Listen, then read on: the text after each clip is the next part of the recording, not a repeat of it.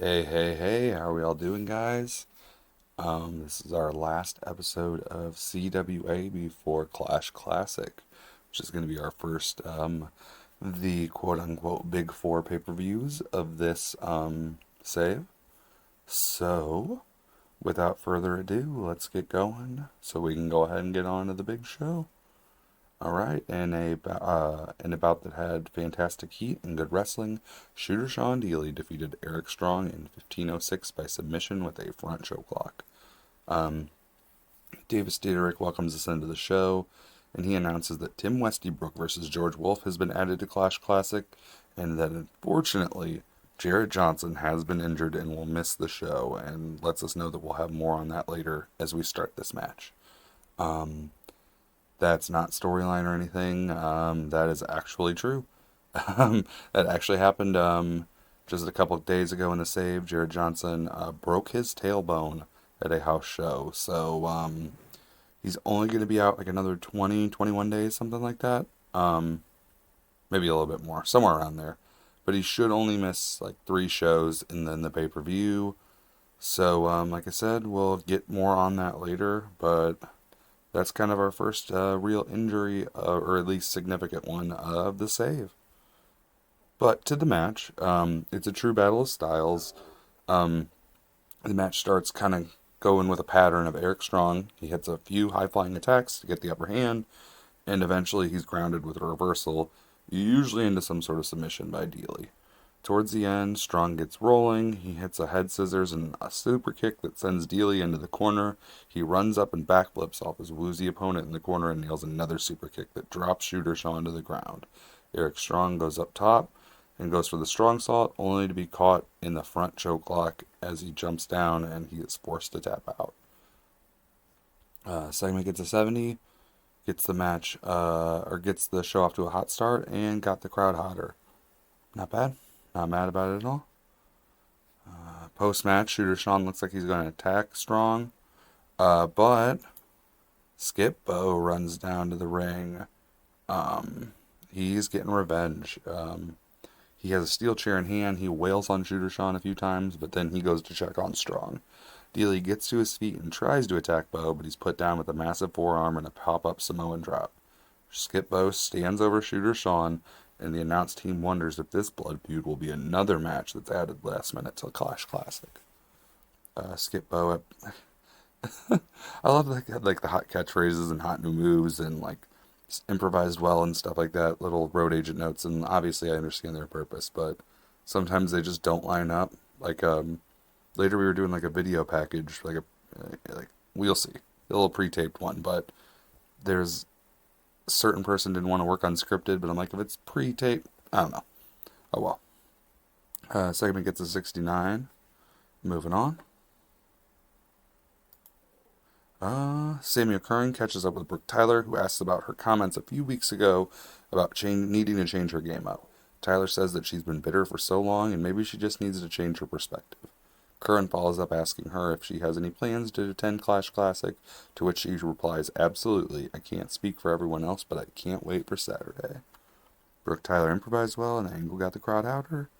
82. Alright, in a bout that had good heat and decent wrestling, Thunder and Lightning and the Griffin family defeated the Elite, Sid Collier, Kim Jones, Drake Young, and Blockbuster in 11:27 when Mark Griffin pinned Blockbuster after a swinging side slam. The Elite are kind of cruising through the first portion of this. They're using their experience as a unit to cut off Robbie Griffin, then Jason Thunder from their teammates. But the tide turns when Lightning Lomas is able to stagger Blockbuster just enough to tag in Mark Griffin. The two larger competitors go back and forth with running shoulder blocks, each trying to knock the other one off their feet. Blockbuster wins this battle, but Griffin is able to fight back before, Blockbuster is able to fully get him back up off the mat for any kind of move, and Griffin hits a few big moves of his own, then nails the swinging side slam and gets a cover. The heels try to come in and break it up. The rest of the baby face team, they kind of run into the ring and they start brawling, and means that the ref hits the 3 count and the good guys win. Segment gets a 69, and yeah, just a little preview of the tag team title match coming up on Saturday. Alright, in a decent match, Amber Allen and Lauren Easter defeated Deborah Young and Jessica Conroy in 10-17 when Amber Allen pinned Deborah Young with a Northern Lights suplex. It's kind of a routine tag match. Isolate, hot tag, that kind of stuff. But the one real headline is being that Jessica Conroy ducks a super kick at one point from Lauren Easter and it ends up nailing the champ. The two stars are able to regroup, though. They even hit a double suplex on Deborah Young before Amber Allen scores the win with the Northern Lights suplex.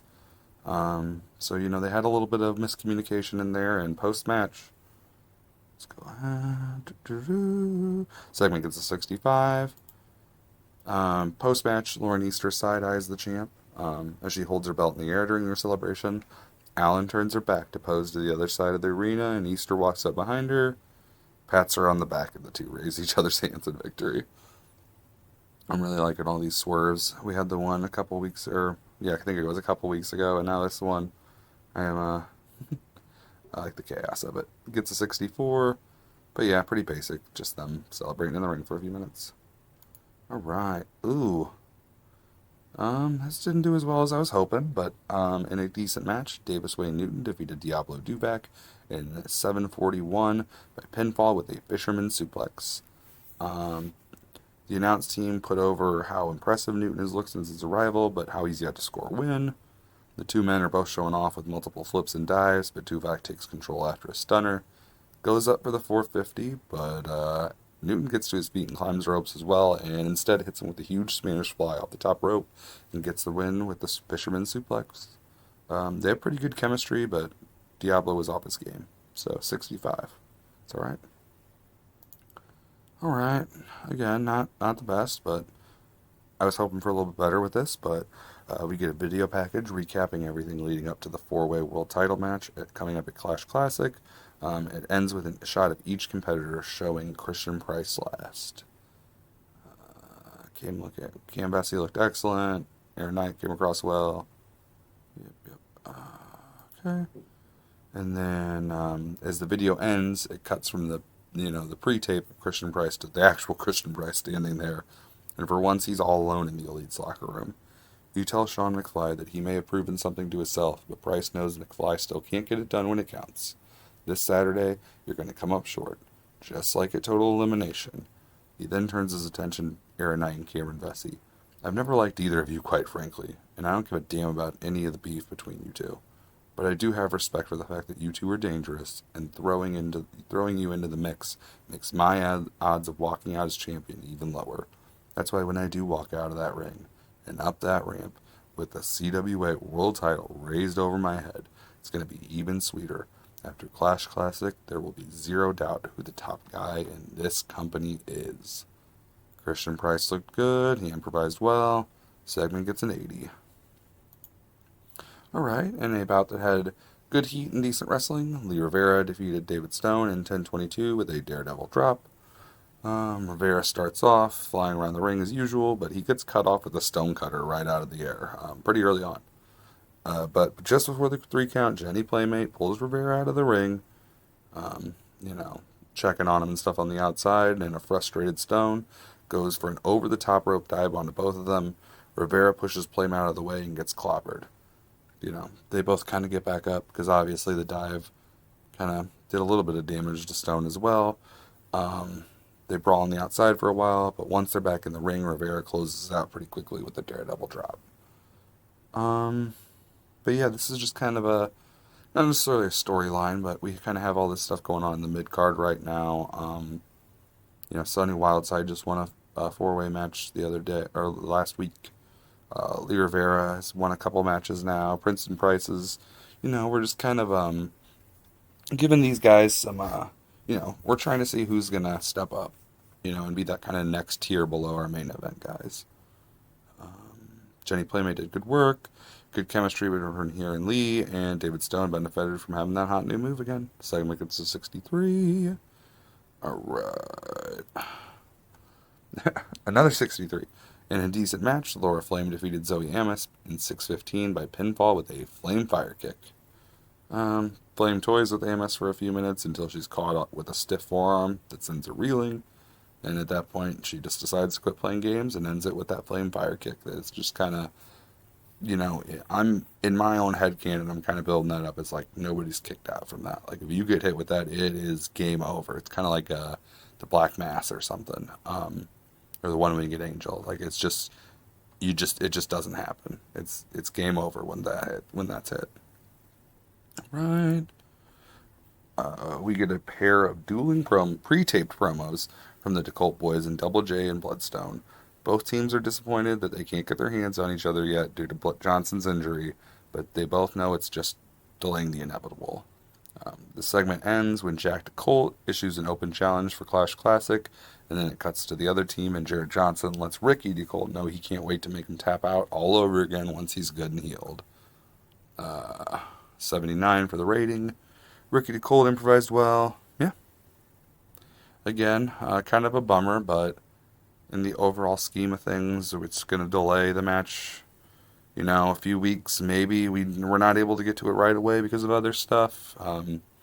Obviously, don't want to give away too much, and I'm quite honestly, I don't really know 100% what I'm going to do with it right now. So, but yeah, in the overall scheme of things, 1 month being out isn't too bad. All right, and a bout that had good heat and decent wrestling, Aaron Knight defeated Solomon Gold in 7:51 by pinfall with a Nightfall. Knight wins fairly handedly, but Gold he gets more offense in than most people would expect. You can imagine Tom and Adrian Garcia on commentary both kind of pointing out that he's handled himself well in there, but it's never really in doubt. So Knight wins after that Nightfall. Solomon Gold was off his game, and Aaron Knight came out of the match looking good. But we still got a 76 rating, so not bad at all. All right, let's go ahead and get into our main event segments. All right, we get we're gonna kick off our main event segment. Steve DeColt he introduces us to the local talent in ring, ready to take on Mr. Impact with a CWA television title. Mr. Impact makes his way out to the ring and starts to pose on the stage. But then Dante Dunn runs out from the back. He and Impact brawl up and down the ramp, but Dunn gets advantage and whips Impact into the ring steps. Power bombs him on the apron, and the whole time he's doing this, his eyes are locked firmly on Steve DeColt, who's still in the ring. Security at this point, after the power bomb, they've made their way down. They go to, Steve DeColt orders them he's yelling, "Get him the hell out of here," and telling them to get Dunn to the back or probably off the premises. So they do go to grab him. Dante kind of shoves their hands away. He's not like being aggressive or anything. He puts his hands up. He's just basically saying, "Don't touch me. I'll walk back there myself." So they kind of escort him to the back, and that is how we end the show. Yeah, let's go ahead and go and see what our rating is. Again, I think I said the last episode. It was kind of a table setting episode. Same with this one. We had some matches.